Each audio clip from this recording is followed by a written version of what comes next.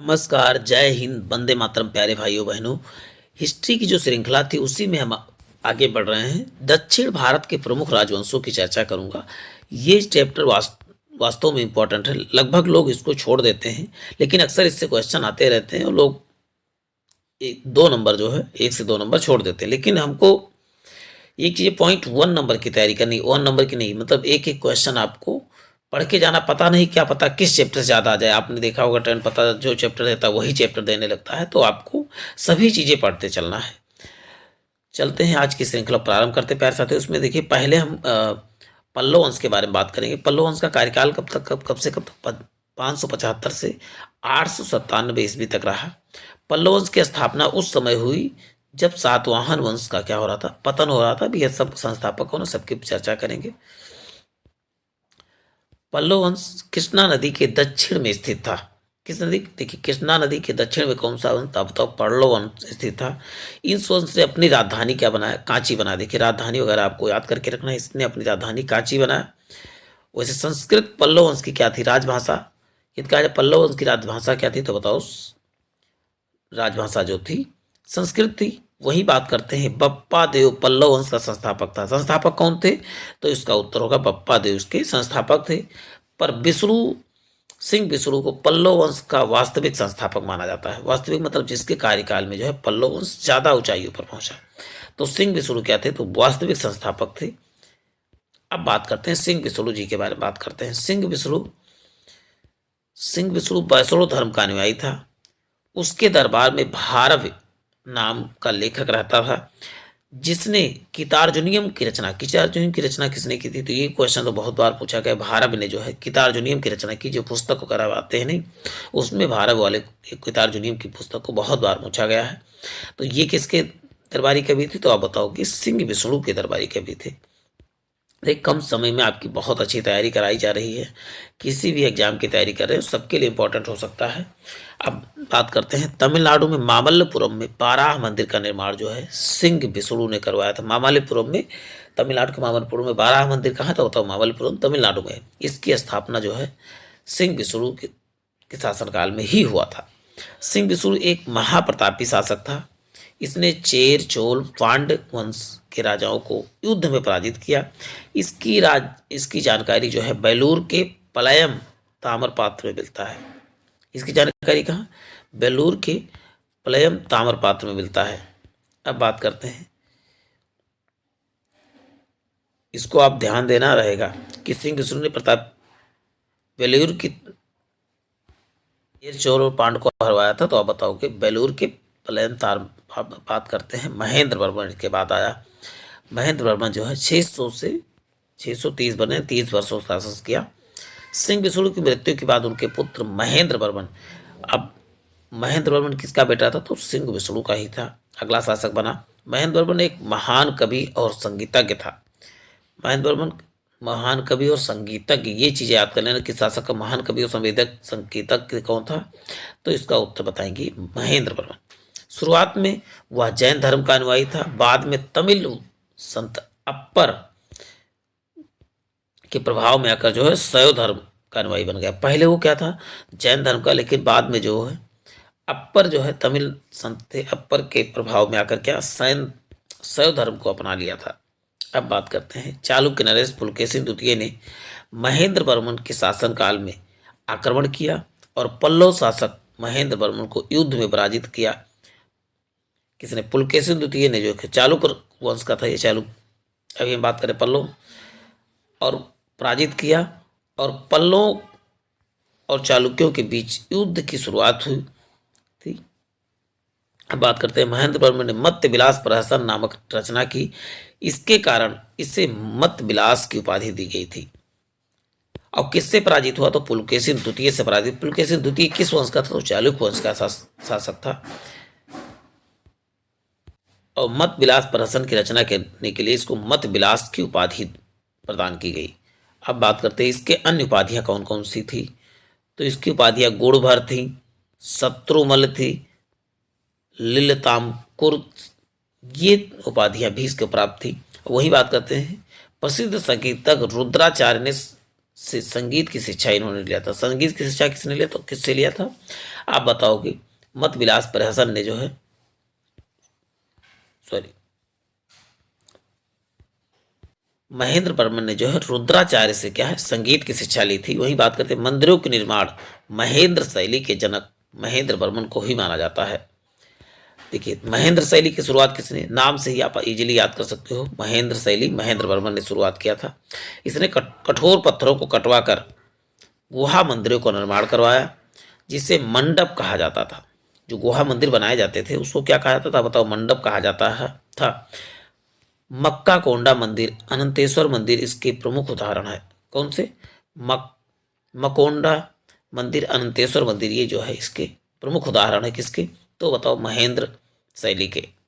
अब इनके बाद आते हैं नरसिंह वर्मन प्रथम के बारे में बात करूंगा। नरसिंह वर्मन प्रथम पूरे पल्लव वंश का सबसे शक्तिशाली शासक था। पल्लव वंश का सबसे शक्तिशाली शासक का बताओगे, नरसिंह वर्मन प्रथम था। अब बात करते हैं, इसने पुलकेशिन द्वितीय को युद्ध में पराजित कर अपने पिता महेंद्र वर्मन का बदला लिया और चालुक्य वंश की राजधानी वातापी पर अधिकार कर लिया। चालुक्य वंश की राजधानी वातापी पर किसने अधिकार कर लिया, तो आप बताओ कि नरसिंह वर्मन प्रथम ने किया, अपने पिता महेंद्र वर्मन का बदला लिया। अब बात करते हैं, वातापी को जीतने के पश्चात नरसिंह वर्मन प्रथम ने वातापी कोंड की उपाधि धारण की। वातापी कोंड की उपाधि किसने धारण की थी, तो इसका उत्तर बताएंगे। नरसिंह वर्मन ने वातापी कोंड की उपाधि धारण की। और वही नरसिंह वर्मन प्रथम के शासनकाल में चीनी यात्री हुएनसांग कांचीपुरम में आया था। हुएनसांग किसके दरबार में आया था, किसके समय में आया था, तो नरसिंह वर्मन के प्रथम के समय में आया था। अब कहाँ पर आया था, कांचीपुरम में आया था। ये एक चीज आपके लिए इंपॉर्टेंट है प्यारे साथियों। अब बात है महाबलीपुरम में रथ मंदिर, जिन्हें एकाश मंदिर भी कहा जाता था, इसका निर्माण भी नरसिंह वर्मन ने कराया था। रथ मंदिर या एकाश मंदिर का निर्माण किसने करवाया, तो आप बताओगे महाबलीपुरम में नरसिंह वर्मन प्रथम ने ही करवाया था। इसके शासनकाल में बनवाए गए मंदिरों की का शैली मामल्य शैली,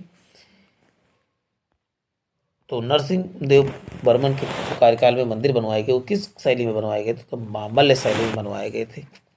इसी के शासनकाल में एकाश रथ मंदिरों का निर्माण हुआ, जिसे सप्त पैगोडा के नाम से जाना गया।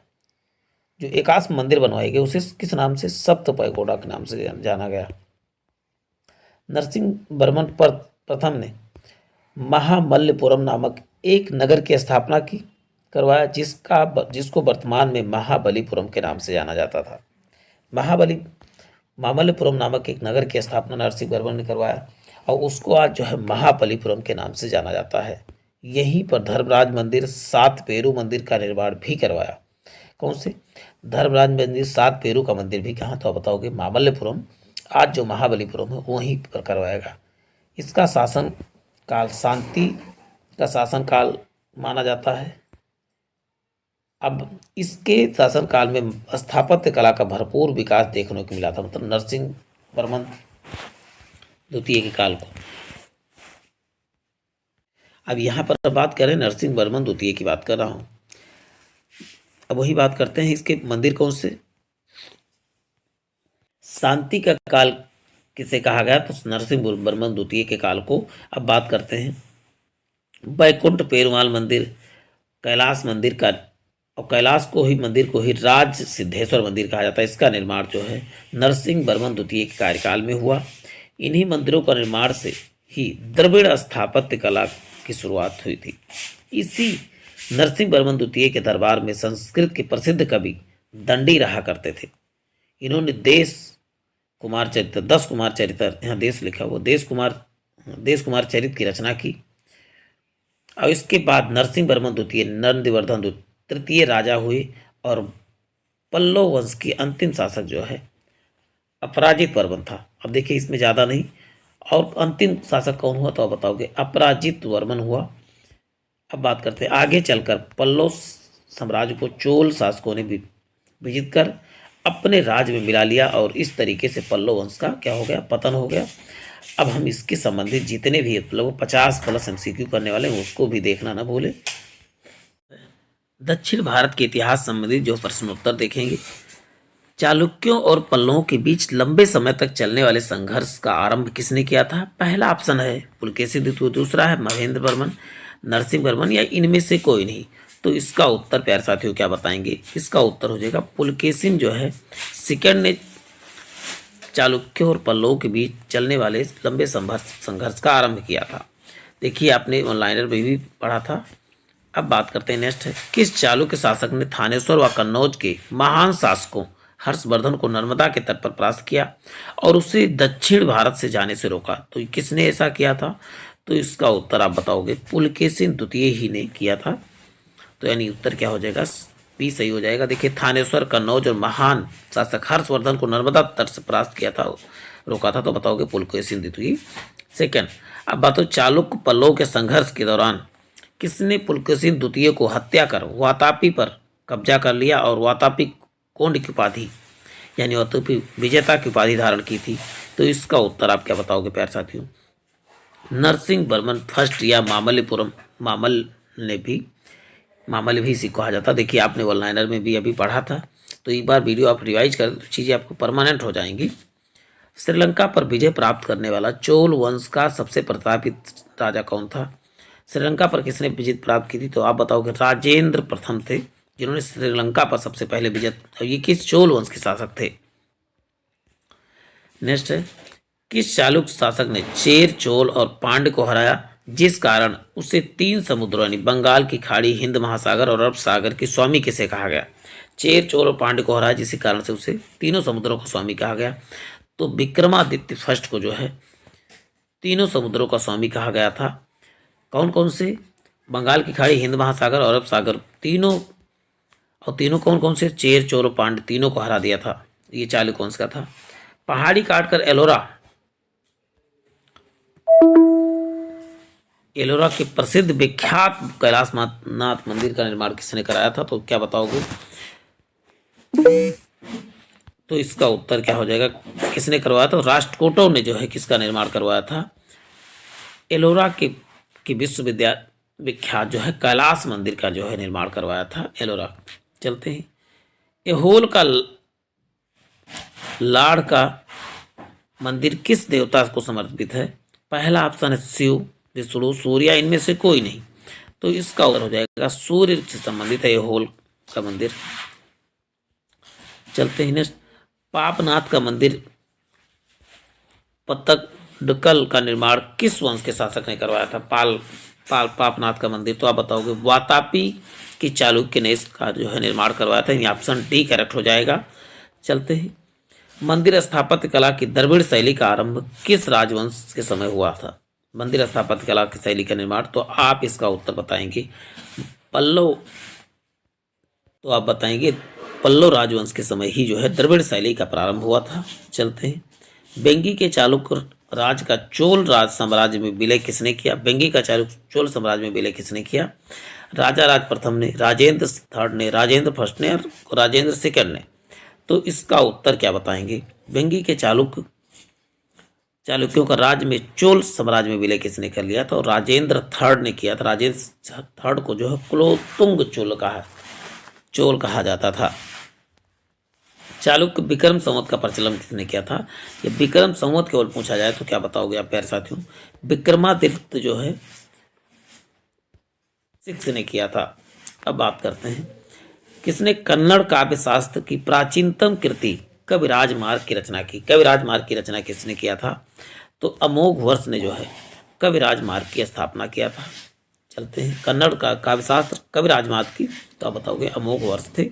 मिताक्षरा की विषय वस्तु क्या थी? मिताक्षरा की विषय वस्तु क्या थी?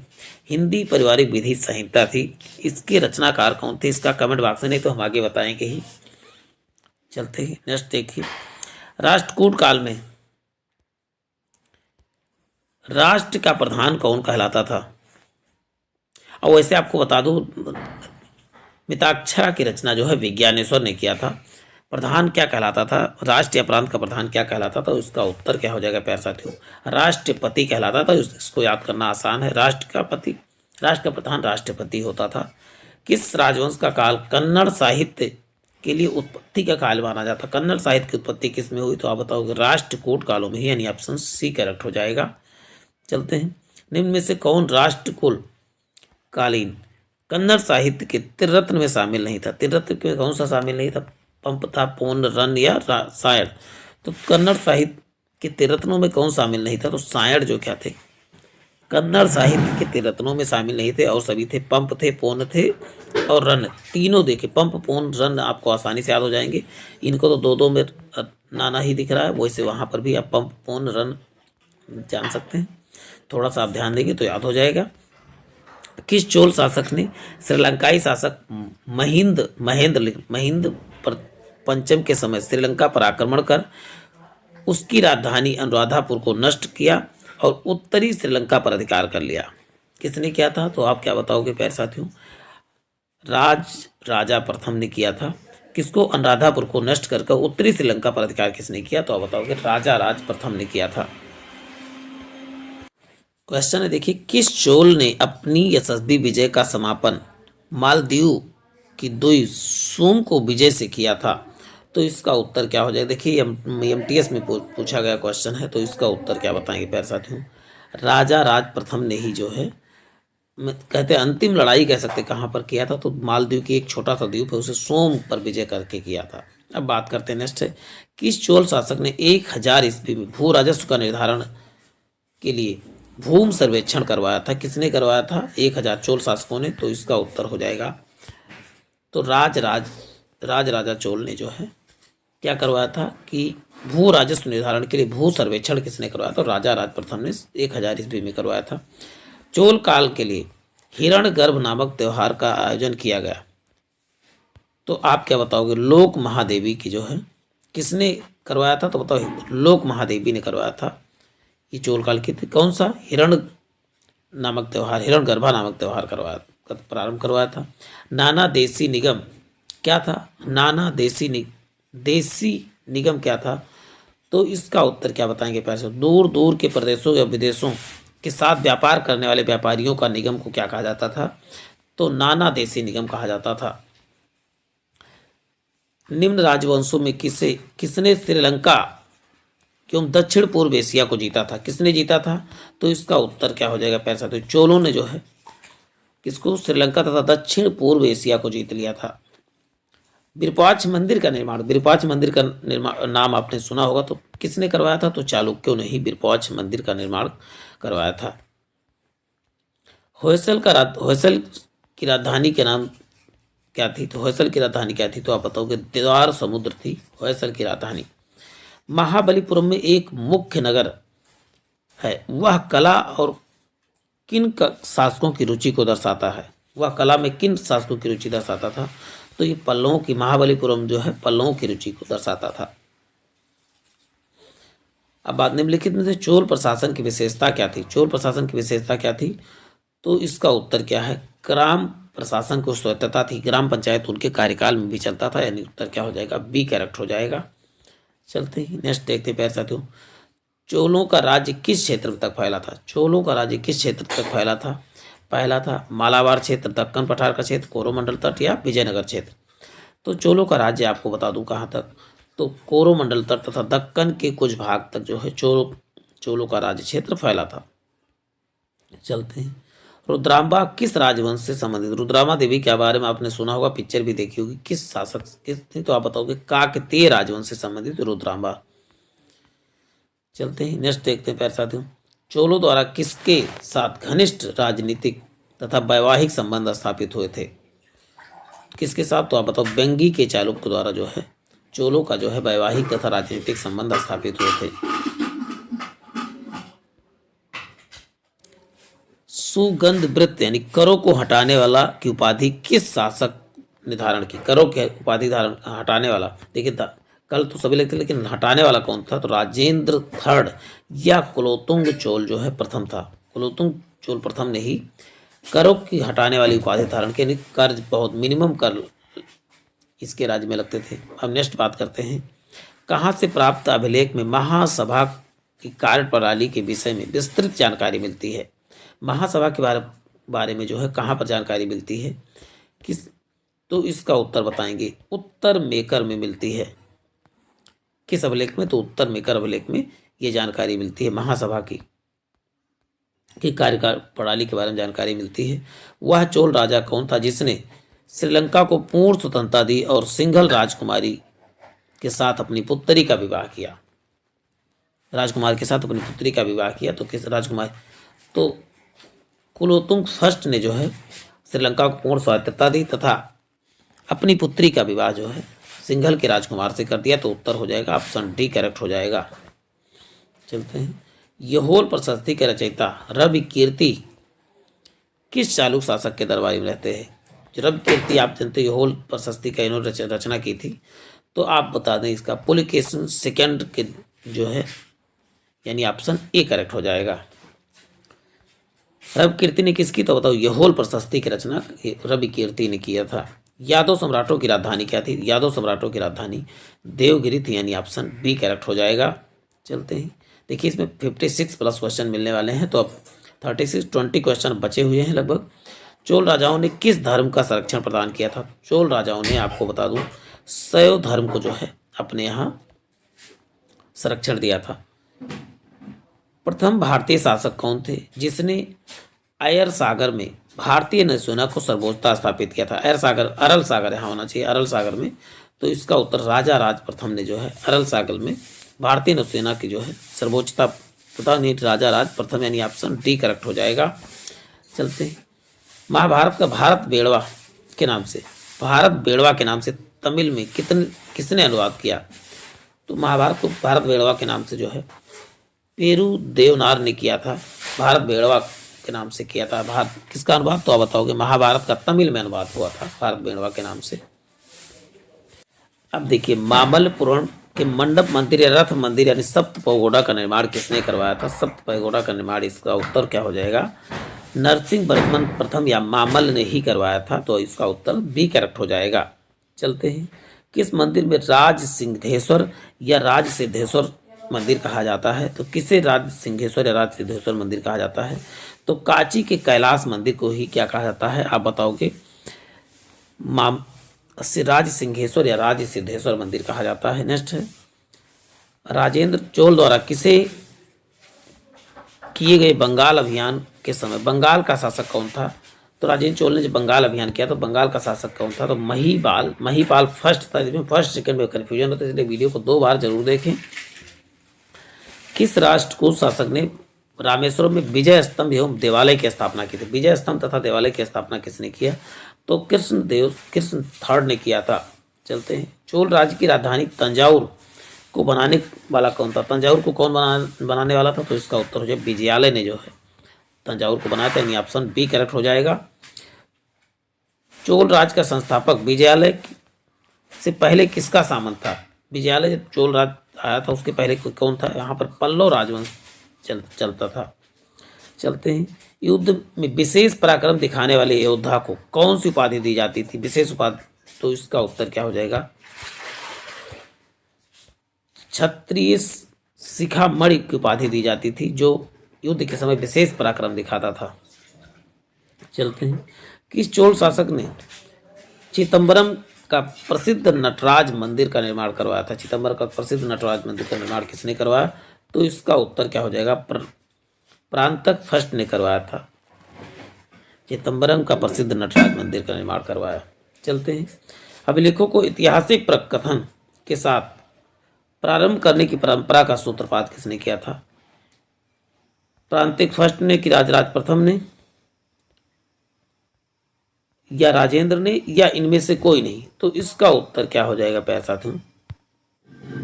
राजा राज प्रथम ने जो है अभिलेख में ऐतिहासिक प्रकथन के साथ प्रारंभ करने का सूत्रपात किया। चलते हैं। नेक्स्ट देखते हैं। चोल काल में नौसेना का सर्वाधिक विकास किसके समय हुआ था? तो राजेंद्र प्रथम के समय जो है नौसेना का विकास सबसे अधिक हुआ।